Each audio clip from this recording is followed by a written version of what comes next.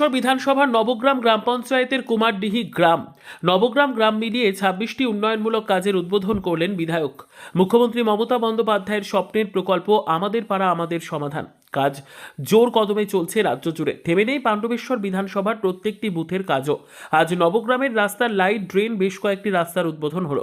অন্যদিকে কুমারডিহি গ্রামের আইসিডিএস সেন্টারের সীমানা প্রাচীর, স্কুলের স্মার্ট ক্লাস, ধর্মরাজ মন্দির ভাঙনে আটচালা শেড নির্মাণ সহ বিভিন্ন কাজের উদ্বোধন করলেন। উদ্বোধনী অনুষ্ঠানে ব্লক প্রশাসনের বিভিন্ন আধিকারিক সহ গ্রামবাসী এবং বিশিষ্টজন উপস্থিত ছিলেন।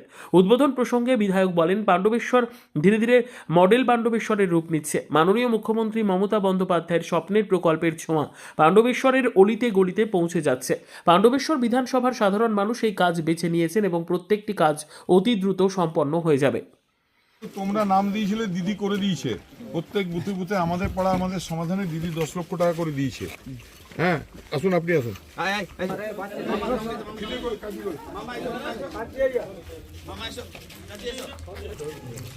যে পাড়ার মানুষ, এই পাড়ার সমাধান, এই পাড়ার মানুষ তারা নিজেদের সুবিধার জন্য রাস্তাগুলো তৈরি হয়েছে এবং বাংলার মাননীয় মুখ্যমন্ত্রী মমতা বন্দ্যোপাধ্যায় প্রত্যেক বুথে বুথে 10 লক্ষ টাকা করে দিয়েছে। সুতরাং এই রাস্তা উদ্বোধন করার অধিকার গ্রামের মানুষের, পাড়ার মানুষের। আপনার কি নাম দিদি? আমাদের মহরুমা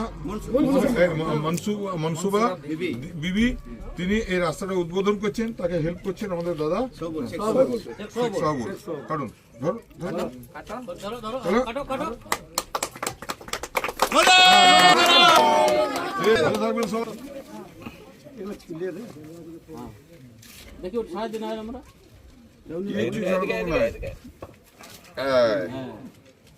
ভালো হলো নারকেলটা, অন্য নারকেল আছে, এইটা ঠিক আছে।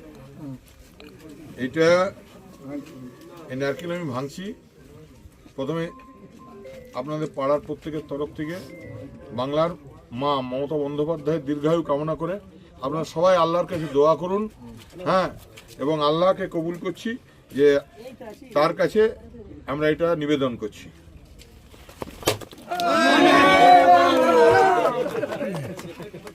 সোজা গায়ের কথায় বড় বড় কথা বলবে, কিন্তু মমতা বন্দ্যোপাধ্যায় দেখিয়ে দিয়েছেন যে মানুষের ক্ষমতা কাকে বলে।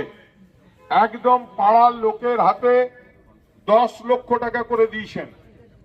তাই পাড়ার লোক ঠিক করেছে, এতে যদি কোনো পঞ্চায়েত মেম্বার মাথা গলিয়ে সে অন্যায় করেছে, আমি স্ট্রেট বলছি, পাড়ার লোকের মতামত চাই।